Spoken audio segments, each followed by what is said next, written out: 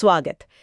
आज हम भारत के इतिहास के उस बुनियाद पर नजर डालेंगे जिस पर हमारे लोकतंत्र का ढांचा खड़ा है। मेरा मतलब है भारत की संविधान सभा का गठन। ये वो सभा थी जिसने आजाद भारत के संविधान को आप कह सकते हैं शक्ल दी। हमारे पास कुछ दस्तावेजों के अंश हैं, कुछ नोट्स हैं जो इस पूरी कहानी को बयान करते हैं। तो चलिए इन पन्नों को पलटते हैं और समझने की कोशिश करते हैं कि ये ऐतिहासिक सभा कैसे बनी, इसकी मांग कब और क्यों उठी और इसे बनाने की पूरी प्रक्रिया क्या थी। ये सिर्फ तारीखों का खेल नहीं है ना, ये तो एक राष्ट्र के जन्म की कहानी है। बिल्कुल, और ये कहानी किसी एक दिन या एक घोषणा से शुरू नहीं होती। ये तो दशकों के संघर्ष, बहसों, राजनीतिक दांवपेच और हाँ, बदलते वैश्विक हालातों का नतीजा है। हम देखेंगे कि कैसे एक धुंधला सा विचार धीरे धीरे एक मजबूत मांग बना और कैसे ब्रिटिश हुकूमत ने काफी नानुकुर के बाद इसे मानने पर मजबूर हुई। ये जानना दिलचस्प है कि आजादी की लड़ाई के साथ साथ संविधान बनाने की लड़ाई कैसे चल रही थी, एक तरह से समानांतर। ने कहा जड़ें कहीं ज्यादा गहरी हैं। दस्तावेज बताते हैं कि इसकी मांग तो बहुत पहले उठने लगी थी। सही कहा। अगर हम बिल्कुल शुरुआत में जाएं, तो हमारे दस्तावेज इशारा करते हैं कि 1895 में लोकमान्य बाल गंगाधर तिलक के स्वराज विधेयक में उसमें एक तरह से संविधान सभा का पहला अप्रत्यक्ष जिक्र मिलता है। हालांकि ये कोई औपचारिक मांग नहीं थी, पर इसमें भारतीयों द्वारा अपने नियम बनाने का विचार वो छुपा हुआ था। उस दौर के हिसाब से तो ये एक क्रांतिकारी सोच थी, जब भारतीय राष्ट्रवाद अभी आकारी ले रहा था। इसके बाद आप देखिए 1922 में महात्मा गांधी ने कहा था कि भारत का संविधान ब्रिटिश संसद का तोहफा नहीं होगा, बल्कि ये भारतीयों की इच्छा की अभिव्यक्ति होनी चाहिए। उन्होंने सीधे संविधान सभा शब्द इस्तेमाल नहीं किया, पर इशारा उसी तरफ था। फिर 1925 में मोतीलाल नेहरू की अध्यक्षता वाली केंद्रीय विधानसभा में स्वराज पार्टी ने स्पष्ट रूप से एक ऐसी सभा की मांग रखी जो भारत का संविधान तैयार करे। और 1928 की नेहरू रिपोर्ट, जो खुद भारत के लिए एक संविधान का मसौदा थी, उसने भी ऐसी ही सभा की जरूरत पर जोर दिया था। तो ऐसा लगता है कि ये विचार हवा में था, अलग अलग मंचों से अलग अलग शब्दों में दोहराया जा रहा था, लेकिन इसे एक ठोस, एक औपचारिक मांग बनने में वक्त लगा, है ना? हाँ, बिल्कुल। और वो मोड़ आया 1934 में, जब वामपंथी विचारक और राजनीतिक कार्यकर्ता मानवेंद्र नाथ रॉय यानी MN रॉय, उन्होंने पहली बार स्पष्ट रूप से बिना किसी लाग लपेट के एक संविधान सभा या कॉन्स्टिट्यूएंट असेंबली के गठन का विचार सामने रखा। उन्होंने इसे भारतीय स्वतंत्रता के समाधान के तौर पर पेश किया। ये महत्वपूर्ण इसलिए है क्योंकि उन्होंने इसे एक औपचारिक राजनीतिक मांग का रूप दे दिया था। इसके फौरन बाद 1935 में भारतीय राष्ट्रीय कांग्रेस ने भी पहली बार आधिकारिक तौर पर भारत का संविधान बनाने के लिए एक संविधान सभा की मांग को अपनी नीति में शामिल कर लिया। अच्छा। और यहाँ एक बहुत ही दिलचस्प पहलू ये है कि 1938 में कांग्रेस की तरफ से पंडित जवाहरलाल नेहरू ने न सिर्फ संविधान सभा की मांग दोहराई, बल्कि उसके स्वरूप को भी परिभाषित किया। उन्होंने जोर दिया कि ये सभा वयस्क मताधिकार यानी यूनिवर्सल अडल्ट सफरेज के आधार पर चुनी जानी चाहिए, यानी सभी वयस्क नागरिकों को वोट देने का अधिकार हो। और सबसे अहम बात, इसमें कोई बाहरी यानी ब्रिटिश हस्तक्षेप नहीं होना चाहिए। मतलब पूरी तरह से भारतीय। हाँ, बिल्कुल। ये सिर्फ एक सभा की मांग नहीं थी, ये भारत की पूर्ण संप्रभुता का ऐलान था कि भारतीय अपना भविष्य खुद तय करेंगे अपने तरीके से। उस वक्त ये मांग अपने आप में ब्रिटिश राज को सीधी चुनौती थी। जाहिर सी बात है, एक संप्रभु वयस्क मताधिकार से चुनी सभा की मांग ये ब्रिटिश हुकूमत को आसानी से हजम नहीं हुई होगी। हाँ जी। उनका रवैया क्या रहा इन बढ़ती हुई मांगों के प्रति? बिल्कुल नहीं, आसानी से तो बिल्कुल नहीं। शुरुआत में तो ब्रिटिश सरकार ने इस मांग को पूरी तरह आप कह सकते हैं नजरअंदाज किया। वो भारत पर अपना नियंत्रण छोड़ने को तैयार ही नहीं थे। लेकिन फिर आया द्वितीय विश्व युद्ध 1939 में, और उसने सब कुछ बदल दिया। ब्रिटेन को युद्ध में भारतीयों के सहयोग की सख्त जरूरत थी, सैनिकों की भी और संसाधनों की भी। इसी दबाव में पहली बार 1940 में वाइसरॉय लिनलिथगो ने ऑगस्ट ऑफर पेश किया। दस्तावेज बताते हैं कि इसमें पहली बार सिद्धांत रूप में संविधान सभा की मांग को माना गया, लेकिन कई शर्तों के साथ। अच्छा, क्या शर्तें थी? पहली बात, ये युद्ध के बाद होना था। दूसरी, इसमें डोमिनियन स्टेटस का अस्पष्ट सा वादा था, पूर्ण स्वतंत्रता का नहीं। और तीसरी, उन्होंने स्पष्ट रूप से कॉन्स्टिट्यूएंट असेंबली शब्द इस्तेमाल करने से परहेज किया। तो फिर प्रस्ताव से एक कदम आगे बढ़कर युद्ध के बाद भारत को डोमिनियन स्टेटस देने और एक निर्वाचित संविधान सभा बनाने का स्पष्ट प्रस्ताव रखा। डोमिनियन स्टेटस, इसका मतलब ठीक ठीक क्या था उस समय? देखिए, डोमिनियन स्टेटस का मतलब था कि भारत ब्रिटिश कॉमनवेल्थ के भीतर एक स्वशासित इकाई होगा, जिसके पास अपना संविधान बनाने का अधिकार तो होगा, लेकिन ब्रिटिश क्राउन अब भी राज्य का प्रमुख रहेगा, मतलब पूर्ण स्वतंत्रता नहीं। साथ ही क्रिप्स मिशन ने यह भी प्रस्ताव दिया कि प्रांतों को भारतीय संघ में शामिल होने या न होने की आज़ादी होगी और देसी रियासतें भी अपना अलग भविष्य तय कर सकती थी। ओह, यानी इसमें भी पेंच थे। वयस्क मताधिकार की मांग तो मानी ही नहीं गई, क्योंकि सभा को प्रांतीय विधानसभाओं द्वारा चुना जाना था और प्रांतों व रियासतों को अलग होने का विकल्प देकर एक तरह से भारत के विभाजन के बीज बो दिए गए थे। आपने बिल्कुल सही पकड़ा, यही कारण थे। इन्हीं कारणों से क्रिप्स मिशन भी असफल रहा। कांग्रेस को डोमिनियन स्टेटस और ये विभाजन की संभावना मंजूर नहीं थी, जबकि मुस्लिम लीग को पाकिस्तान के निर्माण का कोई स्पष्ट आश्वासन न मिलने से निराशा हुई।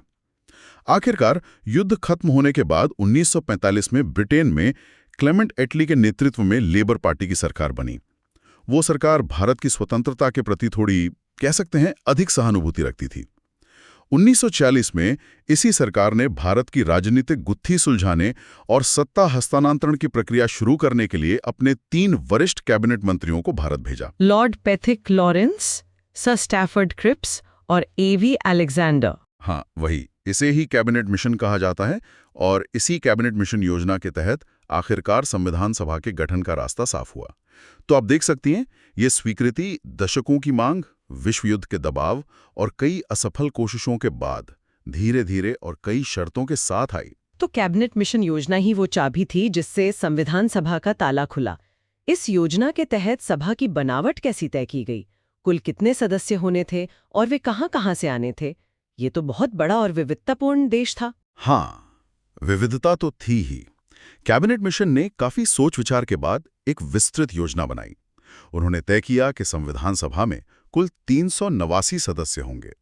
ये आंकड़ा महज एक संख्या नहीं था, बल्कि ये उस समय के भारत की जटिल राजनीतिक और जनसांख्यिकी हकीकत को समेटने की कोशिश थी, जिसमें ब्रिटिश शासन वाले प्रांत भी थे और सैकड़ों छोटी बड़ी देसी रियासतें भी। इन 389 सीटों को मुख्य रूप से 2 हिस्सों में बांटा गया। पहला हिस्सा था ब्रिटिश भारत, ब्रिटिश इंडिया, यानी वो 11 प्रांत जो सीधे गवर्नर के अधीन थे, जैसे मद्रास, बॉम्बे, बंगाल, संयुक्त प्रांत वगैरह, और 4 मुख्य आयुक्तों के प्रांत। इन ब्रिटिश भारतीय क्षेत्रों से कुल 296 सदस्य चुने जाने थे। ये सदस्य निर्वाचित होने थे, हालांकि प्रत्यक्ष रूप से नहीं, जैसा कि हम आगे देखेंगे। 296 निर्वाचित। ठीक है। 4 सीटें मुख्य आयुक्तों के प्रांतों, चीफ कमिश्नर्स प्रोविंसेस के लिए थीं। ये एक तरह से छोटे, सीधे केंद्र द्वारा प्रशासित क्षेत्र थे। दिल्ली, अजमेर, मारवाड़, कुर्ग और ब्रिटिश बलूचिस्तान। दिल्ली, अजमेर, मारवाड़, कुर्ग और ब्रिटिश बलूचिस्तान। ठीक है। और दूसरा हिस्सा था देसी रियासतें, प्रिंसली स्टेट्स। ये वो राज्य थे जिन पर भारतीय राजाओं या नवाबों का शासन था, लेकिन वे ब्रिटिश सर्वोच्चता पैरामाउंट सी के अधीन थे। इनकी संख्या तो 500 से भी ज्यादा थी। इन रियासतों के लिए 93 सीटें आवंटित की गईं। यहां एक बड़ा अंतर यह था कि इन सीटों के लिए सदस्य मनोनीत होने थे, चुने हुए नहीं। मनोनीत मतलब चुने हुए नहीं? हाँ, मनोनीत। उनके चयन का तरीका रियासतों के शासकों पर छोड़ दिया गया था। को द्वारा भेजे गए मनोनीत सदस्य। ये अपने आप में एक अनोखा प्रयोग था। क्या इसका कोई खास कारण था कि रियासतों के लिए चुनाव नहीं रखे गए? हाँ, इसके पीछे शायद व्यावहारिक और राजनीतिक कारण थे। देखिए, रियासतों की आंतरिक व्यवस्थाएं बहुत अलग-अलग थीं। कई जगह लोकतांत्रिक संस्थाएं हैं ही नहीं। उन सभी में एक समान चुनाव प्रक्रिया लागू करना शायद बहुत जटिल और समय लेने वाला माना गया। साथ ही ब्रिटिश सरकार और मिशन शायद रियासतों के शासकों को नाराज नहीं करना चाहते थे, जिन्हें वो भविष्य के भारतीय संघ में शामिल होने के लिए मनाना चाहते थे। इसलिए उन्हें अपने प्रतिनिधि भेजने का अधिकार देना एक तरह का समझौता था। समझ गए। अब आते हैं ब्रिटिश भारत की उन 296 सीटों पर जिनके लिए चुनाव होने थे। ये चुनाव प्रक्रिया कैसी थी? क्या आम जनता ने वोट डाला था, जैसा कि नेहरू जी ने 1938 में मांग की थी। मैंने कैबिनेट मिशन योजना ने वयस्क मताधिकार की मांग को स्वीकार नहीं किया। शायद उस समय इतने बड़े पैमाने पर चुनाव कराना संभव नहीं माना गया, या फिर ब्रिटिश नियंत्रण बनाए रखने की मंशा भी रही हो, कौन जाने। इसलिए चुनाव अप्रत्यक्ष, इनडायरेक्ट तरीके से कराए गए, जैसा कि क्रिप्स मिशन में भी प्रस्तावित था। अप्रत्यक्ष मतलब ये कि इस अप्रत्यक्ष चुनाव प्रक्रिया के कुछ मुख्य बिंदु थे जिन्हें समझना जरूरी है। पहला, प्रतिनिधित्व का आधार, बेसिस ऑफ रिप्रेजेंटेशन। सीटों का आवंटन मुख्य रूप से जनसंख्या के आधार पर किया गया। एक मोटा सिद्धांत अपनाया गया कि हर 10 लाख की आबादी पर संविधान सभा में लगभग एक सीट होगी। 10 लाख पर एक सीट, ठीक है। हाँ, ये सुनिश्चित करने का प्रयास था कि विभिन्न प्रांतों को उनकी जनसंख्या के अनुपात में प्रतिनिधित्व मिले। दूसरा, निर्वाचक मंडल, इलेक्टोरल कॉलेज।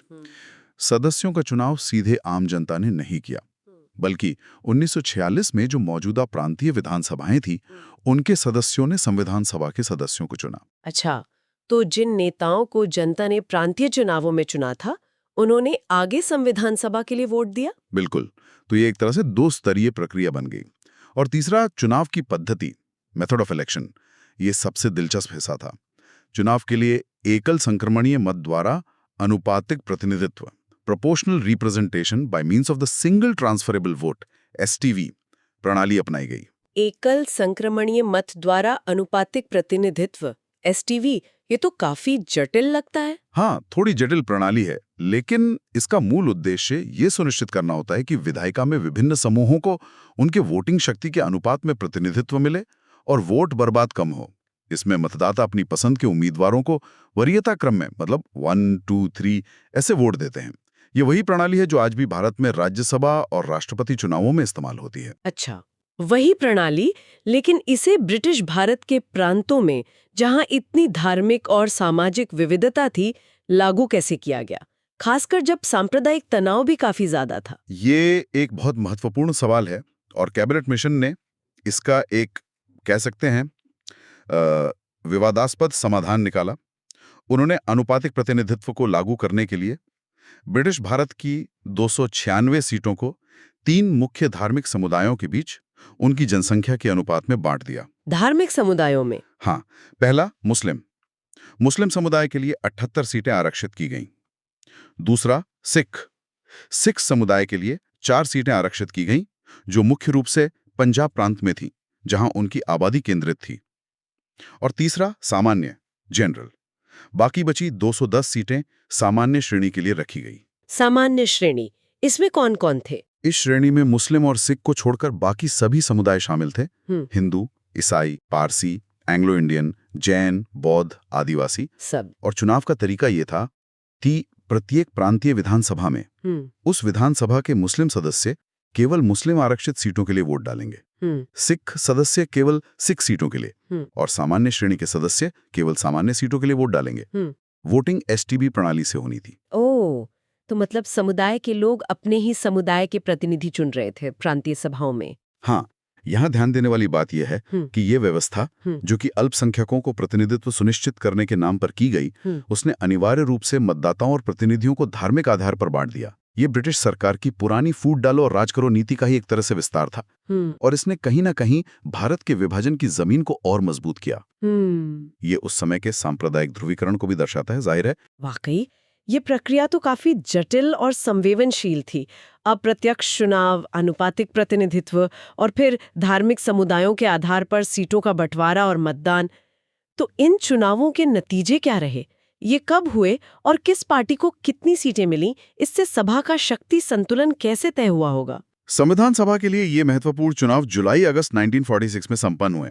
चुनाव सिर्फ ब्रिटिश भारत की 296 सीटों के लिए ही हुए, क्योंकि जैसा हमने पहले बात की, देसी रियासतों ने शुरुआत में इस प्रक्रिया से दूरी बनाए रखी और अपने 93 प्रतिनिधि भेजने से इनकार कर दिया। वो देखो और इंतजार करो की नीति अपना रहे थे एक तरह से। अच्छा, रियासतें शामिल नहीं हुई शुरू में, तो 296 सीटों के नतीजे? हाँ, नतीजों की बात करें तो जैसा कि उम्मीद की जा रही थी, भारतीय राष्ट्रीय कांग्रेस सबसे बड़ी ताकत बनकर उभरी। उसे कुल 208 सीटें मिली। ये 296 में से एक जबरदस्त बहुमत था, जो पूरे भारत में उसकी पकड़ को दर्शाता था। 208 सीटें, काफी बड़ा बहुमत। हाँ, और अगर इन 208 सीटों का विश्लेषण करें तो करीब 199 सीटें सामान्य श्रेणी से आईं। दिलचस्प बात यह है कि कांग्रेस को सिखों के लिए आरक्षित 4 में से 3 सीटें भी मिली और मुस्लिमों के लिए आरक्षित 78 सीटों में से भी 3 सीटें कांग्रेस को मिली, जो दिखाता है कि कुछ हद तक मुस्लिम मतदाता भी कांग्रेस के साथ थे या कम से कम कांग्रेस के मुस्लिम उम्मीदवार जीत पाए। मुख्य आयुक्तों के प्रांतों की 4 में से 3 सीटें दिल्ली, अजमेर, मारवाड़, कुर्ग वो भी कांग्रेस के खाते में गईं। और मुस्लिम लीग? दूसरी सबसे बड़ी पार्टी बनी मुस्लिम लीग, ऑल इंडिया मुस्लिम लीग, जिसे 73 सीटें मिली। ये भी एक महत्वपूर्ण आंकड़ा था। लगभग सभी 73 सीटें मुस्लिमों के लिए आरक्षित 78 सीटों में से आईं। इससे ये बिल्कुल साफ हो गया कि मुस्लिम मतदाताओं का भारी बहुमत मुस्लिम लीग के साथ था, जो उस समय एक अलग राष्ट्र पाकिस्तान की मांग पर अड़ी हुई थी। ब्रिटिश बलूचिस्तान की सीट भी लीग को ही मिली।